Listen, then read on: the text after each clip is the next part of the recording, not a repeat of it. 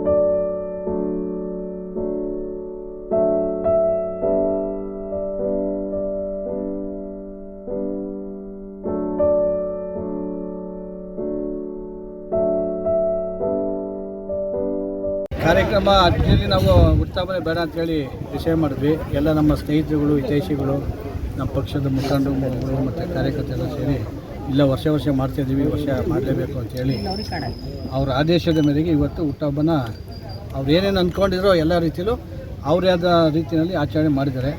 ಈ ಆಚರಣೆ ಮಾಡೋಕ್ಕೆ ಅವಕಾಶ ಕೊಡೋದು ಎಲ್ಲರಿಗೂ ಕೂಡ ನಾನು ಧನ್ಯವಾದಗಳನ್ನ ಅರ್ಪಿಸಲಿಕ್ಕೆ ಬಯಸ್ತೇನೆ.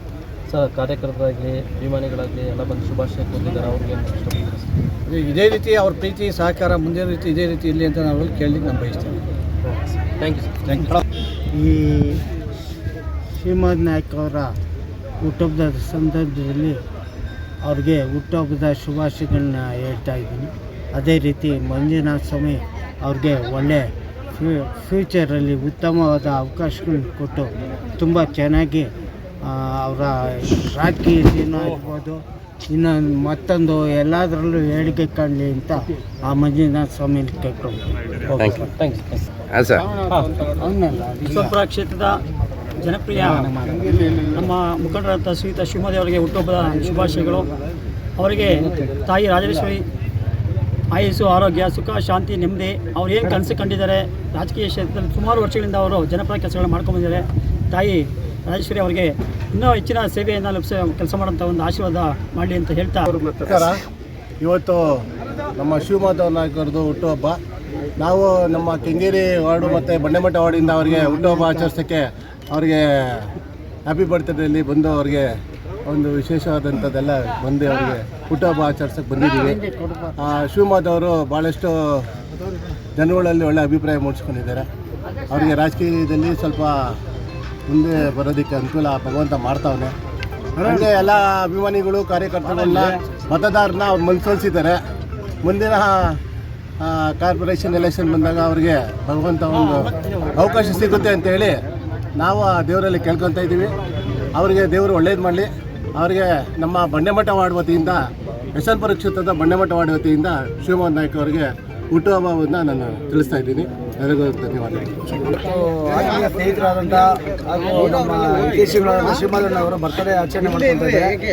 ದೇವರು ತಾಯಿ ಚಾಮುಂಡೇಶ್ವರಿ ಅವರಿಗೆ ಆರೋಗ್ಯ ಭಾಗ್ಯ ಕೊಟ್ಟು ಇನ್ನೂ ಹೆಚ್ಚಿನ ದಿನ ಭಾಳ ಬದುಕಲಿ ಅಂತ ಆಸೆ ಪಡ್ತೀನಿ. ಅದೇ ರೀತಿ ಮುಂದಿನ ದಿನಗಳ ರಾಜಕೀಯದಲ್ಲೂ ಸಹ ಇಂಥ ಒಬ್ಬ ನಿಷ್ಕಲ್ಮಶವಾದ ಮನಸ್ಸಿರ್ತಕ್ಕಂಥವ್ರು ಸಮಾಜ ಸೇವೆ ಮಾಡಬೇಕು ಅಂತ ಹೊಂದಿರತಕ್ಕಂಥ ರಾಜಕಾರಣಿಗಳು ಬರಬೇಕು ಅಧಿಕಾರಕ್ಕೆ. ಇಂಥವ್ರಿಗೆ ಅಧಿಕಾರ ಸಿಕ್ಕರೆ ಖಂಡಿತವಾಗ್ಲೂ ಸಹ ಮುಂದಿನ ದಿನಗಳೆಲ್ಲ ಒಂದು ಕಡೆ ಸರ್ವ ಸಾಮಾನ್ಯ ಜನಗಳಿಗೆ ಅನುಕೂಲ ಆಗೋ ಒಂದು ರೀತಿಯಲ್ಲಿ ಆಡಳಿತ ನಡೆಸ್ತಾರೆ ಅಂತ ನನ್ನ ಭಾವನೆ. ದೇವರಿಗೆ ಮುಂದಿನ ದಿನಗಳು ಒಳ್ಳೆಯದಾಗಲಿ. ಸದಾ ಇವ್ರ ಜೊತೆ ನಾವು ನಿಂತ್ಕೊಂಡು ಸಹಕಾರ ಕೊಡ್ತೀವಿ. Thank you.